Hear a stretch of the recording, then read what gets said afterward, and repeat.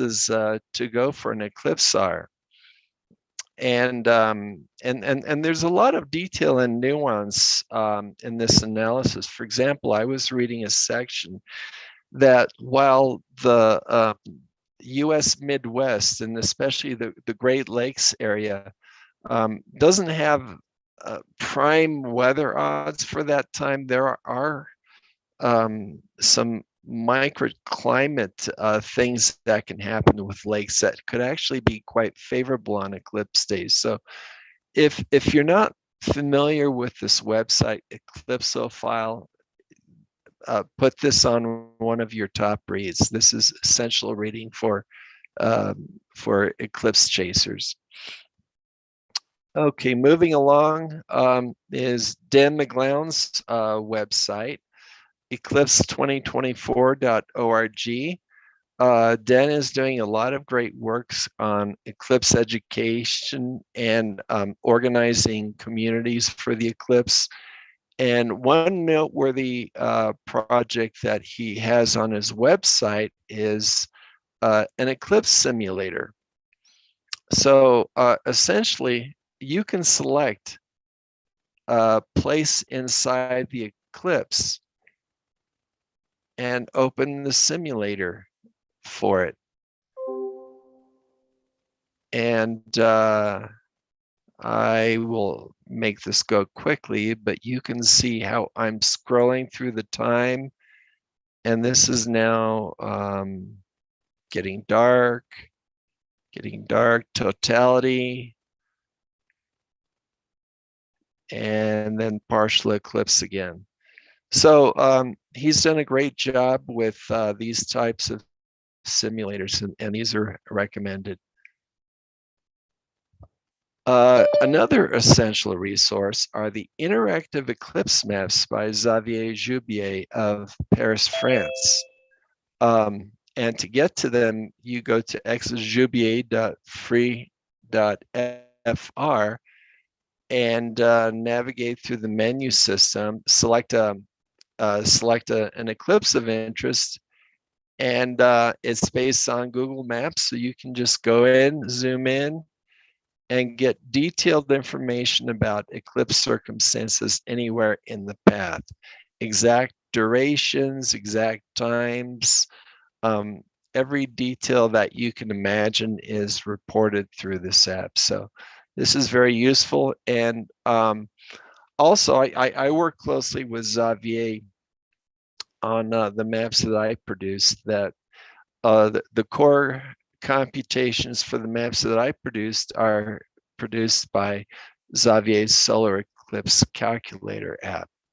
So I thank Xavier for that. And then here's the last website. I'll just quickly show you. This is our website, greateramericaneclipse.com. And we've got a lot of information, a lot of maps, just a lot of content about the eclipses. Okay, so I'm going to move back to PowerPoint. Okay,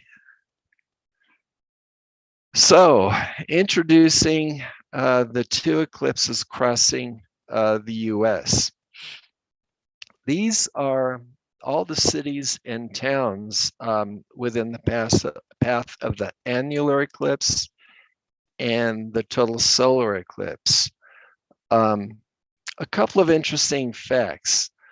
The annular eclipse doesn't pass over very many sizable cities. The only really sizable cities it passes over are Albuquerque, San Antonio, and Corpus Christi. And there is a total, I did this calculation recently, there is a total of 6.7 million people that reside within the path of the annular solar eclipse.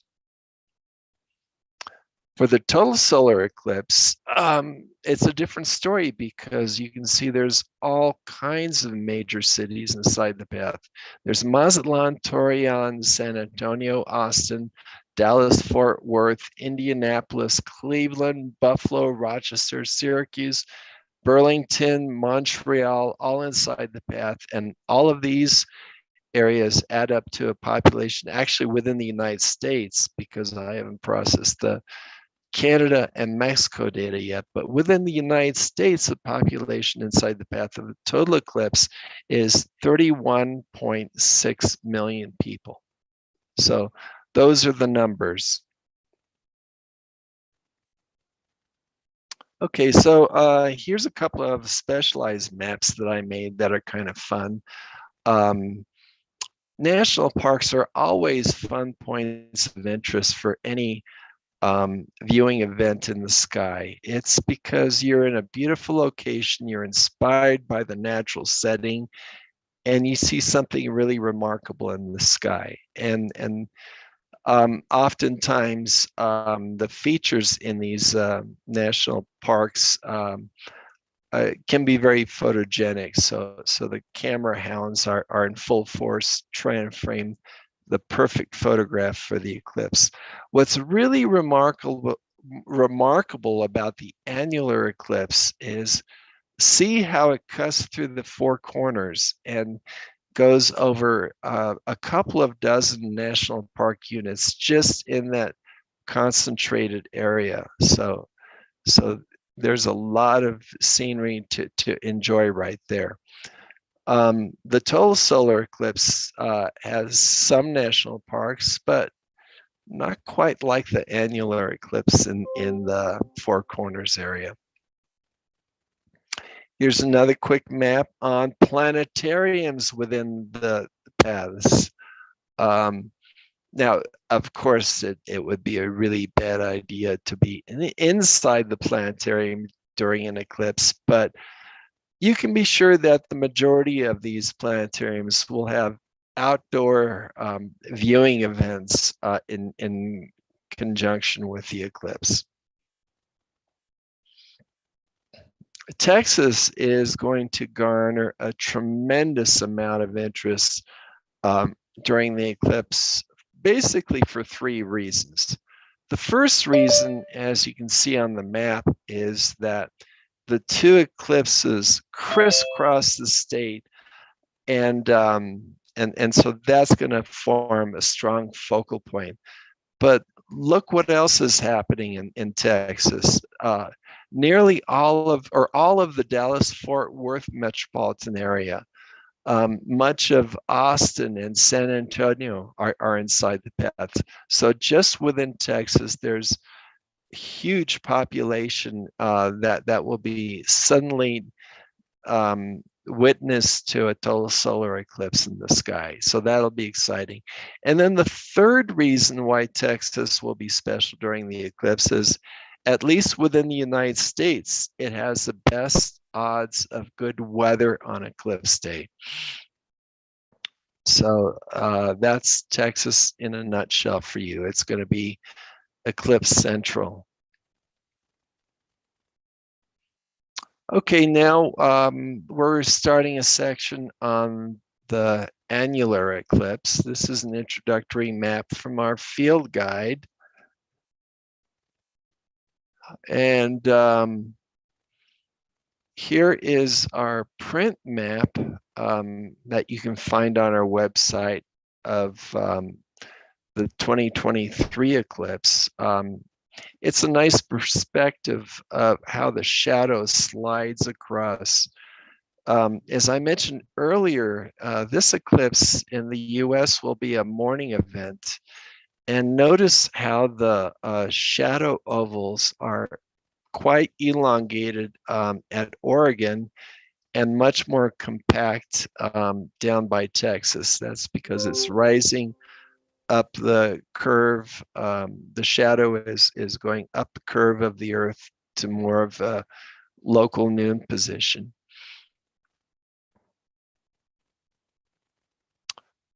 Okay, so here's an animated GIF that shows exactly the track of the annular eclipse.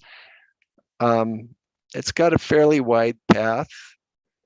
After it crosses Central America and Brazil, it ends at sunset just off the coast of Brazil.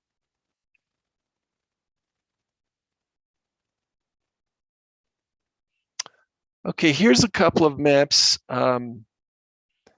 that I just completed, and that will be available on the website soon.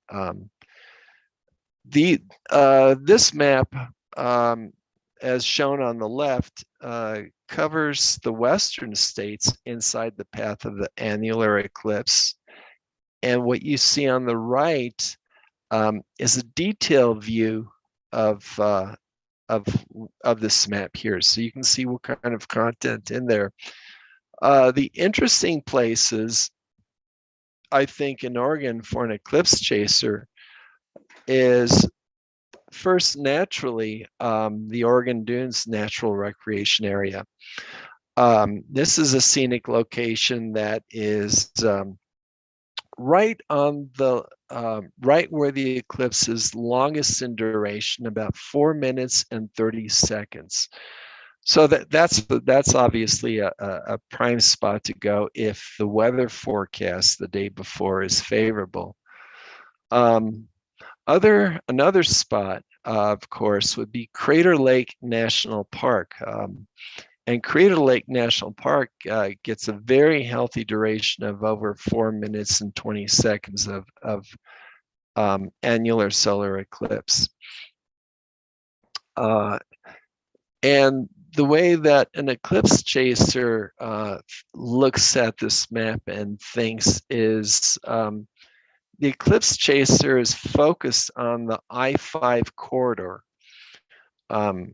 because it can get me up and down inside the path of totality fairly quickly if the area that I'm in is threatened by any clouds. So that's what these maps and what the field guide is good for is backup plans. I've seen 10 for 10 total solar eclipses, and on 3 occasions I had to take evasive action to find a backup location to view it successfully. Okay, here's another map that I just completed of the 4 corner states. Similar style to the other. The thing that's so remarkable about this area is the density of national parks and national park units in this 4 corners area. There are so many beautiful spots to go to. It'll be tough to make a choice. And this is another map from our atlas that shows the beginning half of the annular solar eclipse.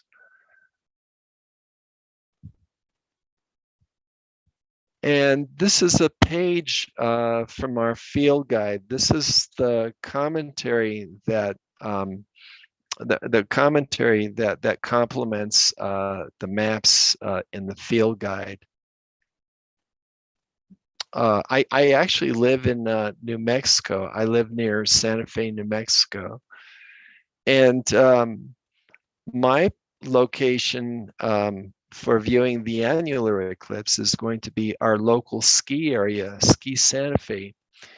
And the reason I chose that location, well, it's got a terrific panoramic view from on top, but the main reason I chose it is because it's right on the northern limit of annular solar eclipse.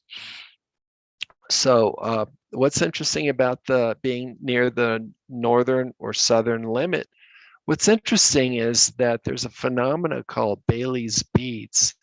And instead of it lasting just a few seconds, it'll last for half a minute or maybe longer. And so it'll just be an amazing view. What you give up in return for the extended progression of Bailey's beads is a shorter duration of annular eclipse, but in my judgment, it's worth it. Okay, here is the annular eclipse beginning at Oregon.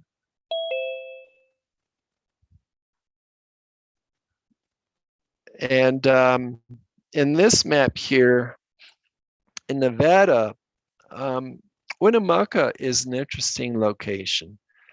Winnemucca is interesting because it's pretty close to the longest duration of eclipse. It's got ample facilities. It has gas stations and hotels and restaurants. And it has 3 roads that you could take to relocate if there are any clouds. So that's what you think about is you look at the map and you look at what your mobility or options are.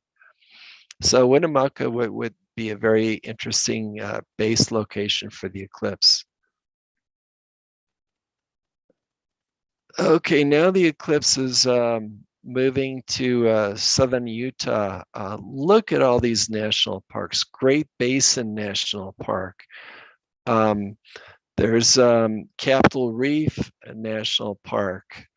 There's Bryce Canyon National Park, Grand Staircase Escalante National Monument, Glen Canyon, Rainbow Bridge, Navajo National Monument, and more. So this is just a rich area for scenery and for annular eclipses. One of my favorite locations and altogether is Chaco Canyon. Chaco Canyon is actually, it's not even, it was marked on the previous map, but not on this one. Oh, it's out of this map, but that's a great destination for any kind of astronomical event. And then now the annular eclipse is leaving Texas, passing over all of San Antonio and Corpus Christi.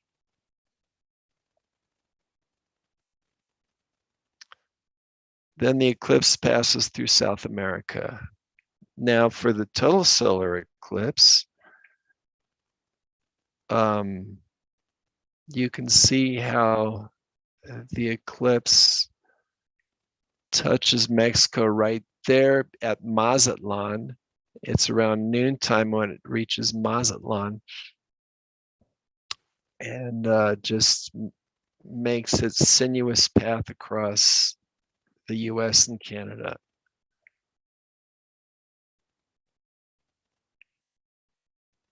Okay, so this is the intro map to the 2024 eclipse. You'll see that in the center part of the eclipse, there's dots with times. These are the local maximum times of eclipse. So when the eclipse crosses the border into the US, about 4 minutes and 26 seconds is the maximum. When it leaves the Canadian Maritimes, it drops down to about 3 minutes of eclipse. The thin lines that you see parallel to the eclipse path tell you how much dimming of sunshine there happens during the eclipse. This is called the obscuration. And the very closest line is 99% obscuration. Okay, so people love this kind of stuff. And it's a lot of fun, but we have these cards, save the date, and it's got a little map on the other side and a little message about the eclipse. And so people get these cards, send them to their friends, and it's a reminder of the eclipse coming. Okay, now this is something I've been working on a lot in the last couple of weeks. I'm in the process of processing Census 2020 data. And I have access to GIS software. GIS means Geographic Information System software. GIS is basically, you can think of it as smart mapping or mapping with a database behind it, because there's a lot of database concepts in the GIS. So anyway, I took the power of the GIS and I took the census data, and at the very finest level of census data, and the very finest level of census data is called the block level. And within cities and towns, this corresponds to city blocks. So a census block may have a few people or a couple of hundred people, but that's generally a block. In rural areas, blocks will be much larger and they'll span a number of farms or whatever is out there. So these are the numbers that I calculated from processing this precise census data. 31,625,000 people in the USA live inside the path of total solar eclipse. That's a large number. That's much larger than the number of people in 2017, which was about 12 million people. That's 2.5 times as much as the 2017 eclipse. And another interesting fact is the duration is nearly twice as long. Okay, but now look at these numbers too.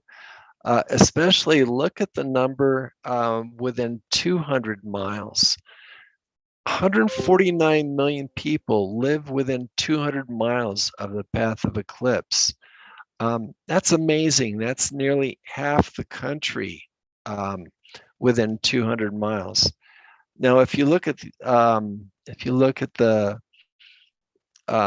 eastern seaboard, look at New Jersey, New York, Massachusetts, you can see the reason why. And the reason why is because the major cities of Boston, New York, Philadelphia, Baltimore, Washington, D.C.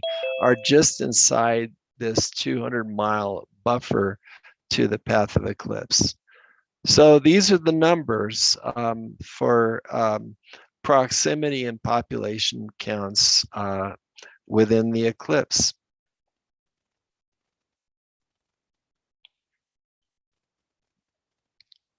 An overview of the 2024 eclipse from our Atlas of Solar Eclipses.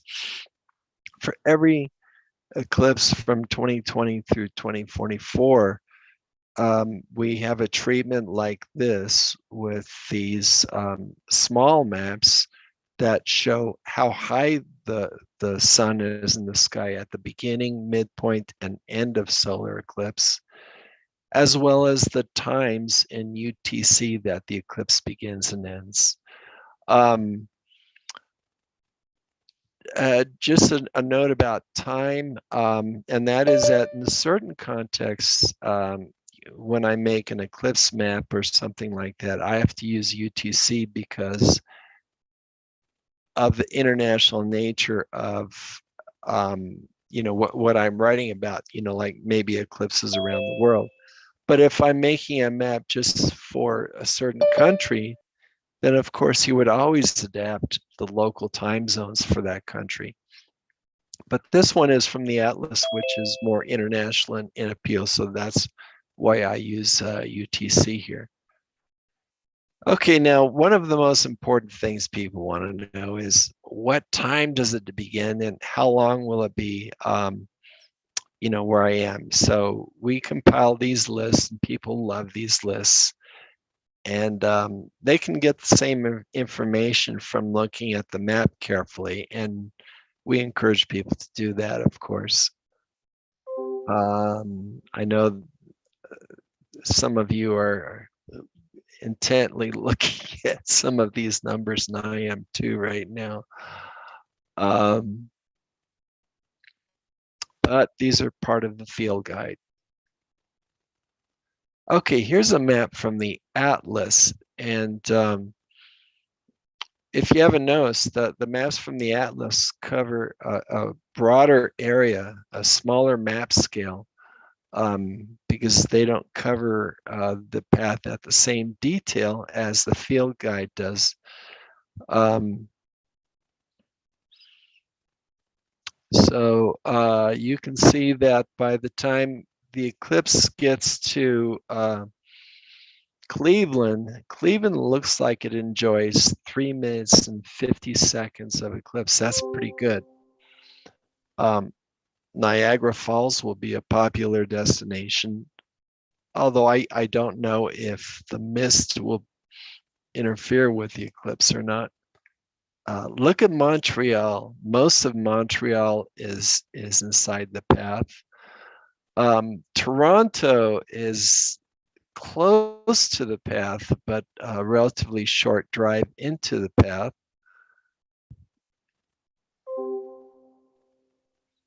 Here's a page from our field guide. So this is a commentary on this region. And Rochester is in the path. And earlier, it was mentioned that Rochester is the location of the next Solar Eclipse workshop conferences. Okay, now this is the beginning of the 2024 eclipse path. The eclipse reaches landfall in Mexico. There's a few islands off the coast of Mexico that the eclipse actually makes the very first landfall on. Mazatlan will be a very popular choice. Mazatlan is reasonably safe for visitors. However, the issue with Mazatlan is that while Mazatlan is pretty safe, if there's a marine layer at Mazatlan that morning of the eclipse, and you need to relocate, you have to be very careful and knowledgeable about where you can safely drive. So I'll just leave it at that. But there are some unsafe areas in the interior from Mazatlan. The very longest eclipse happens in Mexico, just over 4 minutes and 27 seconds.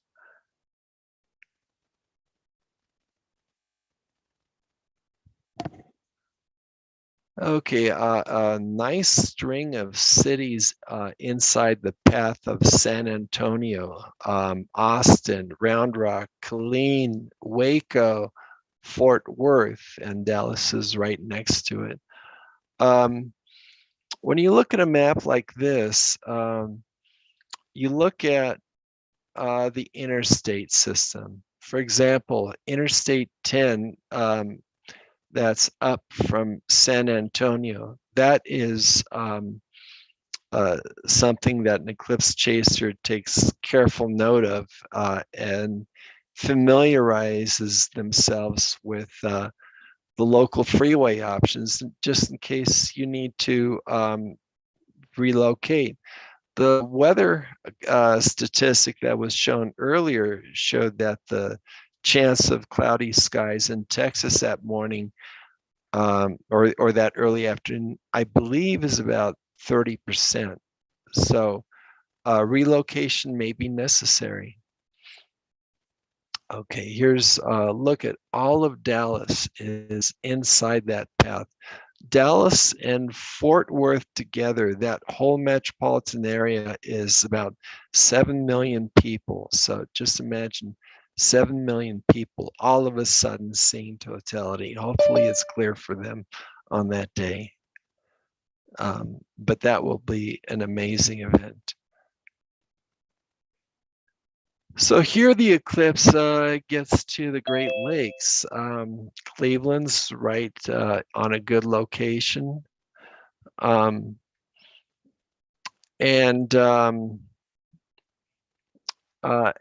I mentioned earlier, when I was reading Jay Anderson's eclipsophile.com webpage, he discussed some interesting effects with edges of the lake that in some situation may be favorable on eclipse days. So I'm not an expert in that, but read his webpage very carefully, Eclipse O File, Phile.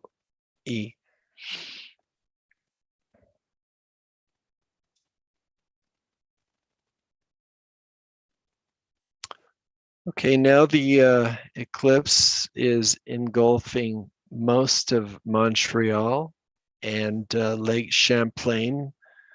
Burlington and Plattsburgh will be popular areas for the eclipse in Vermont and upstate New York.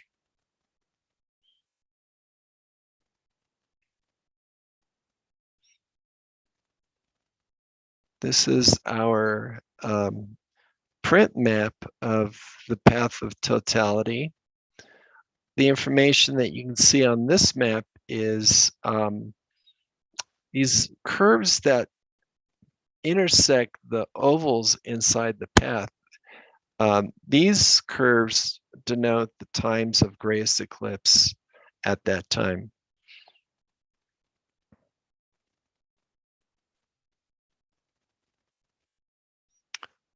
Here's a resource that we make available to people, and that is that we did this last go around for 2017. We made a long map and just freely gave out the digital file. If you could find someone to print it, it's your print. Use it for educational purposes. We'd be thrilled if you do. So that's what this is. This is a 10-foot long eclipse map. It's got these little info boxes with just little nuggets of information about the eclipse or eclipse viewing tips or what have you. And if for free, you can just go to the web page here and download it and then take it to your local print shop.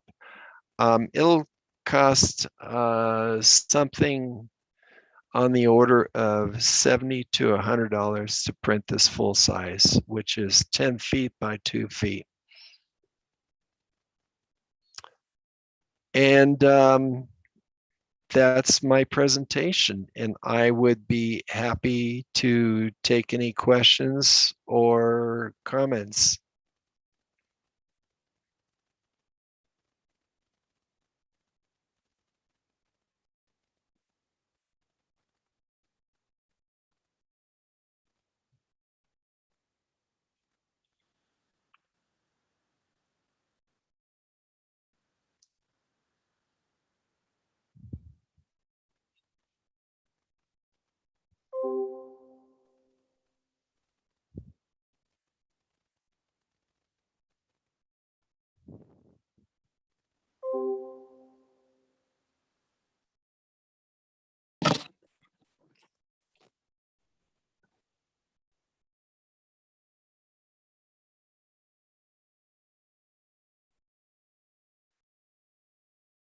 Okay, traffic, just going from personal experience and not from what you would expect. You may expect the traffic to be bad on eclipse morning, and then it trickles after the eclipse. It's actually the opposite. Traffic is usually okay on eclipse morning because people seem to spread themselves off on the approach. But after the eclipse, immediately after the eclipse, everyone hits their cars and starts driving home and instantly jams up the freeways. So I've witnessed that personally several times. The best advice is to simply, if you possibly can, camp another night or stay in a hotel another night or stay in someone's home another night. That's the best advice because the traffic jams can be horrendous.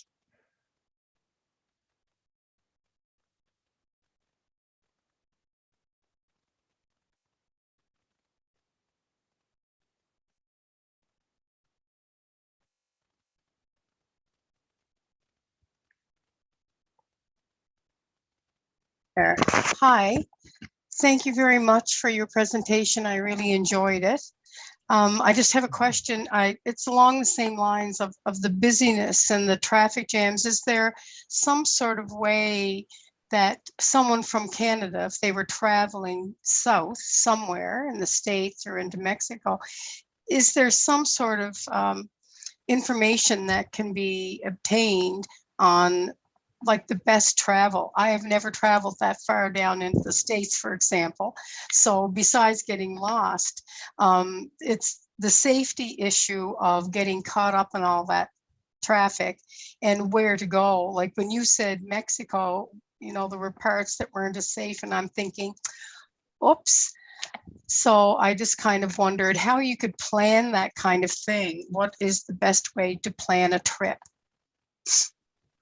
Well, you could find a tour guide, and they will make it very easy for you, and they take care of all of the logistics and safety issues and so forth. That's one way. But then I guess the only other way to do it is somehow to get local information about what's safe to do, or where is safe to go and where is not safe to go. And you just need to get that local information. Okay, thank you. Oops.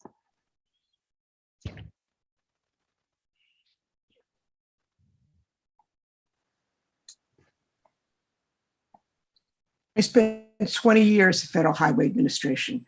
If you go to Federal Highway website, I put it in the chat, most states, sadly not the states on the path of the eclipse, have real-time traveler information, but you can dial 511, similar to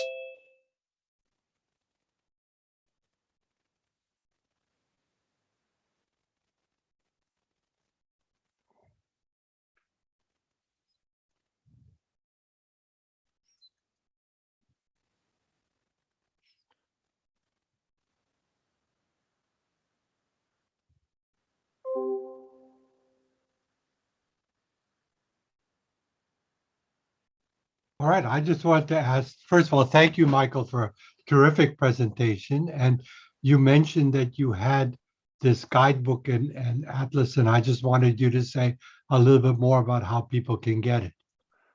Oh, okay. Well, thank you for that. Yeah, the way to get it is to go to the website greatamericaneclipse.com, and you'll find both the field guide and the atlas on the right side of the web page near the top. So that's the easiest and quickest way to get to them. Today, what we're doing is we have a batch of them that are signed by both authors, myself and Michael Bakich. So while supplies last, those will be available just at no extra cost. Thank you.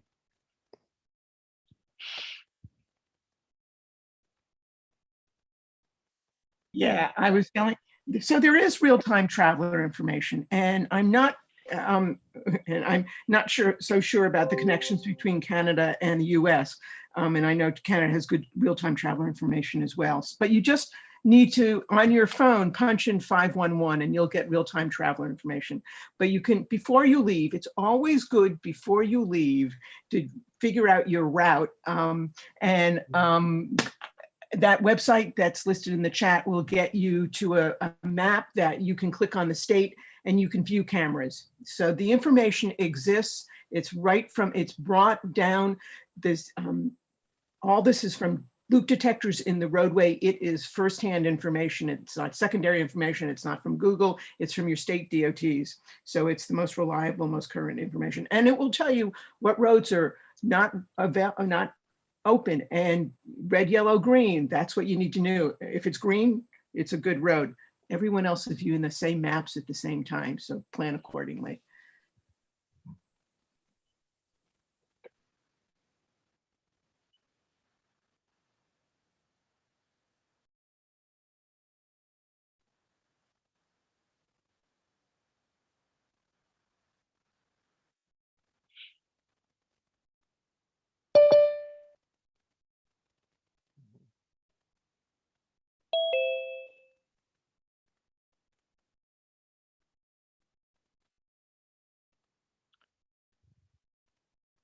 Well, one thing with a group like this that's always fun is to put it out there where if people are willing to share their secret viewing location, if they could share their viewing location and the reasons why they picked that location, that would be fun.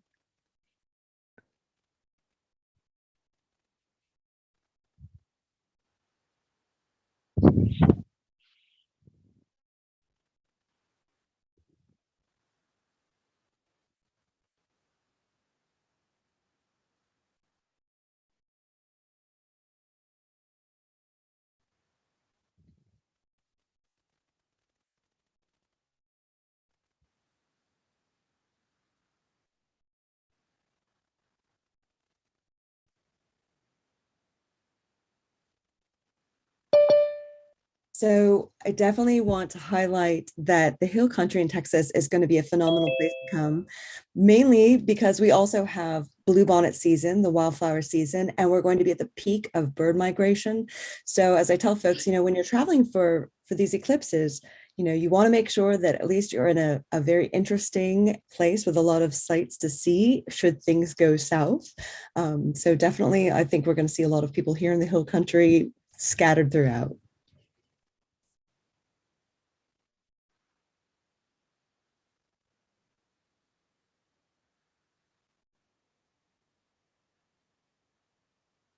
Yes. I was wanting to ask Michael if he had suggestions on what kinds of things people should carry with them. For the eclipse, I think you should definitely have a field guide with you. No, I think the thing is just use common sense and be as self-sufficient as possible.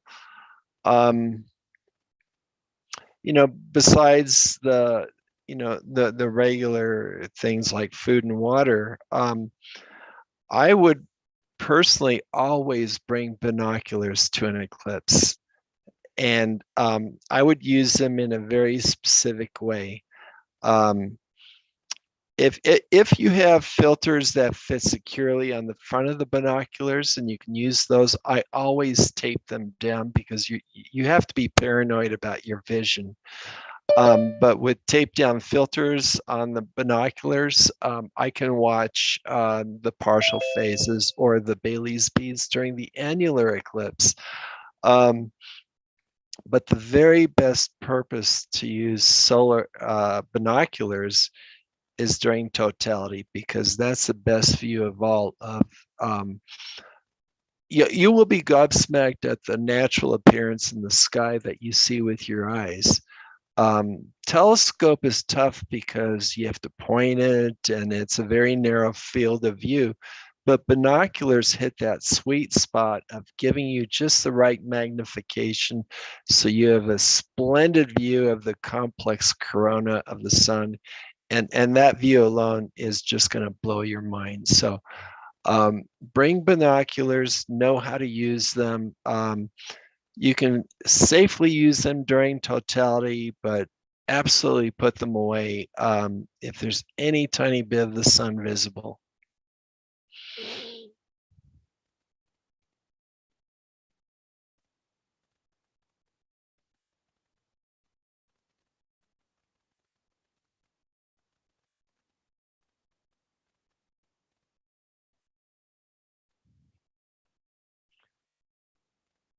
Yeah, well, there's some old-fashioned solar filters that should now be pretty well disappeared from the marketplace. They don't exist anymore. But the most basic common sense about filters is first have an approved filter, but second, put it in front of the optics, not behind the optics. Like don't put any filter in front of the eyepiece. That's not where it belongs. It belongs on the business end of the telescope. So you have to follow those common things, and you have to be paranoid that when you secure a filter to a telescope or to binoculars, it has to be absolutely secure, because you don't want that thing flying off when you're looking at the sun, that would be really, really bad. But just take those precautions and you will have an amazing view, especially with binoculars during totality.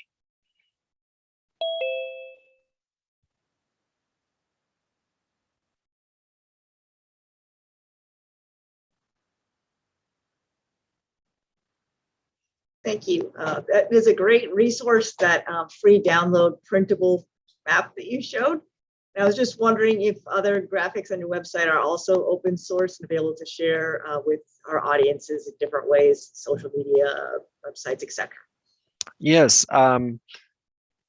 people are free to use the content on the website for their outreach. The only caveats are if people use our content, we'd appreciate a credit. And you know, if you're doing anything commercial with it, well, you got to talk to us about that. If you're writing a book, that's almost certainly okay. But pretty much our maps and content on the website can be freely used for sharing. It's a resource. Thank you. Yeah, as a nonprofit, we appreciate that. Oh, sure. Something I would recommend to everybody that I have found very useful at past eclipses is recording a countdown. You know, for instance, if it's going to be 4.5 minutes, record something beforehand, and it maybe says every 10 or 15 seconds a countdown. You don't want to be trying to read your watch in the twilight of a total eclipse and wasting time. And I very much agree with Michael that my most amazing views have been through binoculars. But what I usually try and do is spend about half the time looking through the binoculars, then looking at the other things you can see in totality, like a circular sunrise all the way around you and looking for planets and whatnot. But it's kind of hard to remain calm and plan your time. And so I found myself rescued several times by a countdown that was telling me how much time was left. And also, if you're using binoculars, of course, you don't want to be looking with the binoculars once the totality ends. So I recommend to people having a little countdown, and you can use that during totality.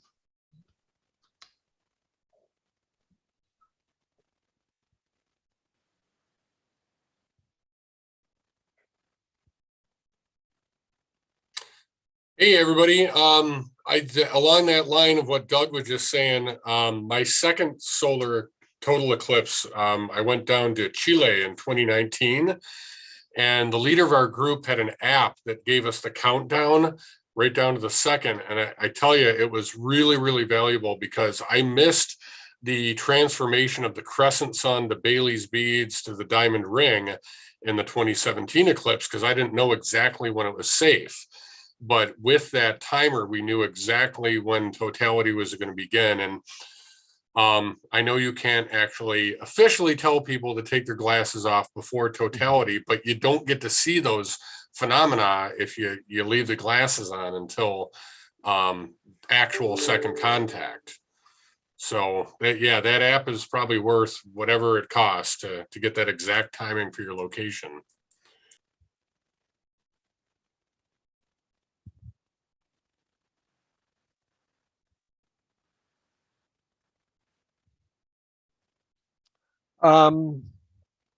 Well, it's 2 years until the big eclipse day.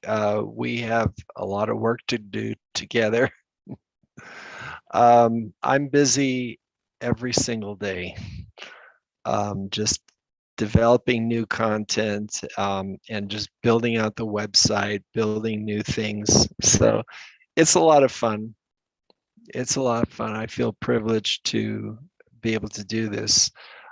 You know, I had a long career as a geographer and cartographer, and I've been an eclipse chaser. And so at a certain point, I just combined my professional skills with my personal interest. And so it's been a lot of fun doing that.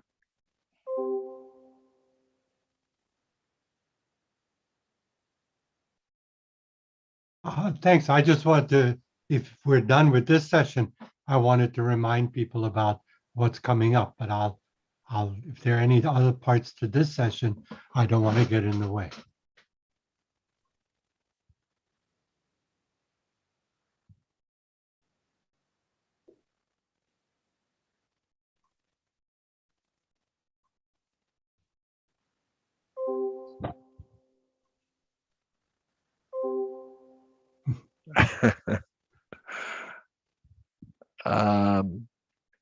And you have to fill it. I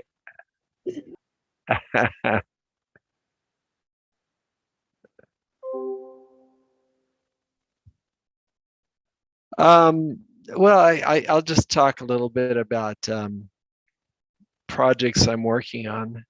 Is that okay? Oh, okay. Well, then let's take the questions.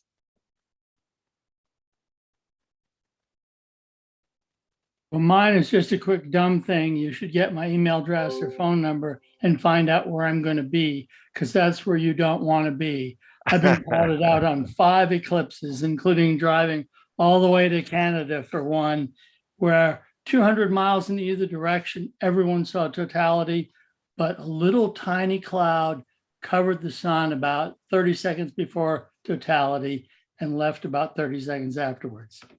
That was my comment. So you're O for how many? 5.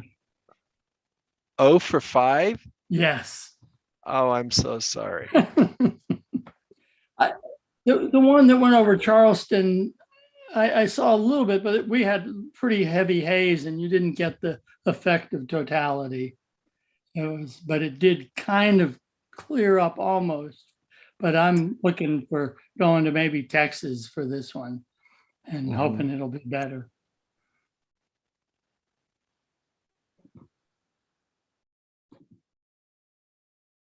I put a little bit of it in the chat, but I wanted to sort of highlight how important it is, I think, to find ways to record your experience. The 2017 eclipse for me was my first total solar eclipse, and I've been recording on a camera the group that I was observing with, and it was really beneficial because we were observing how we reacted. And the eclipse for us was so quick. I mean, it was half the time this 2024 is going to be.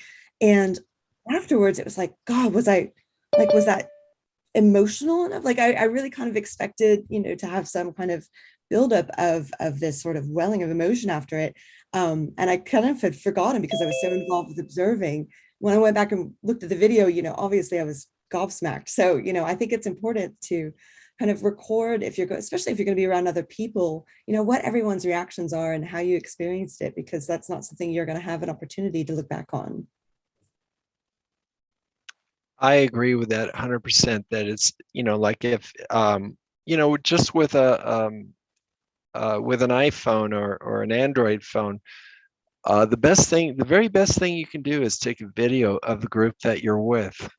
Don't point it at the eclipse because it's going to be a tiny little dot that's out of focus, but point it at your group and that will be just rich.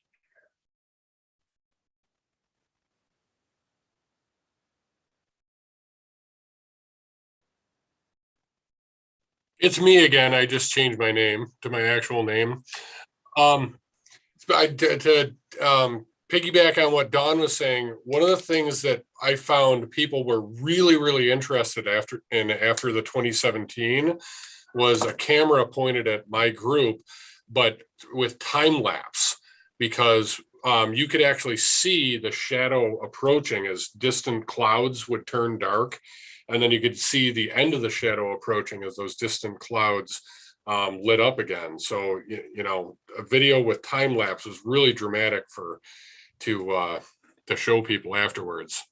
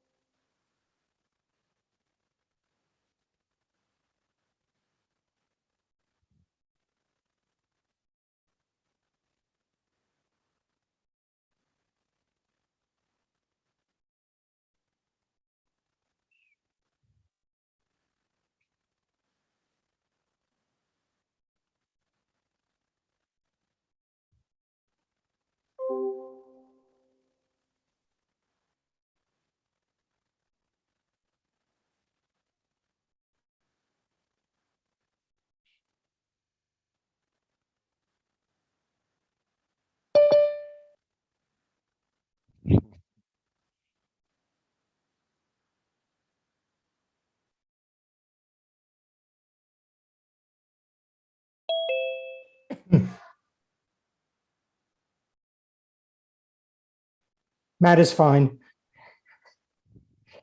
Nice to see a lot of friends and colleagues here. Anyway, I've been asked a question, maybe this is a question for someone like Fred. We have very precise times for the eclipse in 2024, but how does that precision decrease as you try to predict farther out, a decade in the future, a century in the future, a millennium in the future?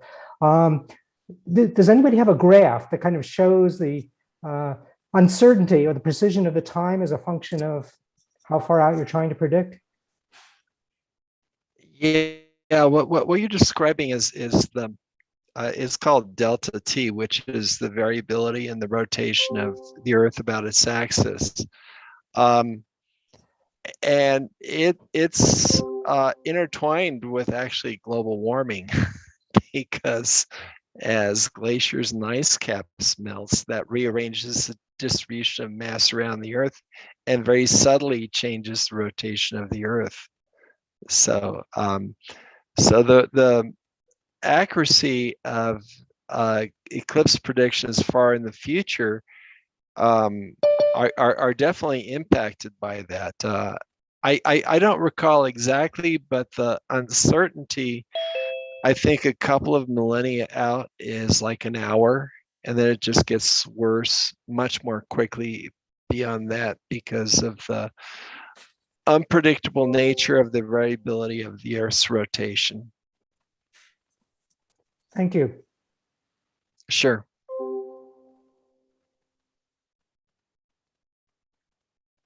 Okay. How much weight do you put on the long-range weather forecasts? Well, it's, I would rather go to Texas than to New Hampshire as my base location. You always go to where you have accessible, good odds of weather. But I wouldn't discount going to say that the New England or the Midwest for the eclipse either, because I personally traveled to an eclipse where we only had a 10% chance of seeing totality, and we got lucky and we saw the whole thing and it was beautiful. And in other parts of Africa away from where we were, people who were supposed to be in dry locations got clouded out. So funky things can happen, but the way to think like an eclipse chaser is you select a base, and that base is in a good location relative to the highway system. And then you start studying the weather forecasts and you develop a plan A, a plan B, a plan C. One of the most remarkable experiences I had was an eclipse in Australia, where a friend of mine organized eclipse viewing for about 100 of us. And we all paid him a small fee. And what he did with that fee was he took care of some logistics, but he did something brilliant. He hired a meteorologist, and this meteorologist made micro forecasts for 7 discrete locations that were eclipse viewing locations. And this was on the coast of the rainforest of Australia. So the coast was pretty cloudy, but the interior, one of the 7 locations was perfect. We went there, every single person in our party, over 100 people, saw the eclipse perfectly. The people who stayed on the beach, half of them saw it, half of them didn't. So that's just part of the thinking process you go through when you become an eclipse chaser and take it so seriously. Okay, I'm at the other end of it. I live about 2 or 3 miles from the center line of the 2024 eclipse. So we're expecting our county to double or triple in population, but we're in Ohio. So we've only got, we got a 60% chance of clouds that day. But we have had some really nice April days here in the last few years. It's not so nice today, but we have had some nice sunny days. So we're hoping. Well, whatever you plan for that day, like if you have a gathering with friends or family, if possible, keep some flexibility so that if you need to drive 100 miles that morning, if you have the flexibility to do so, you could go from 60%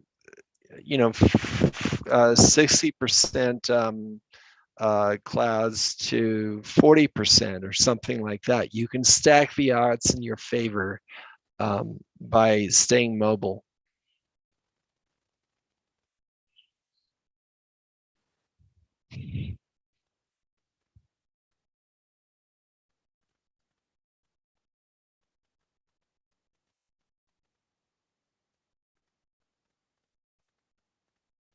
Okay, well, obviously we have a website, greatamericaneclipse.com.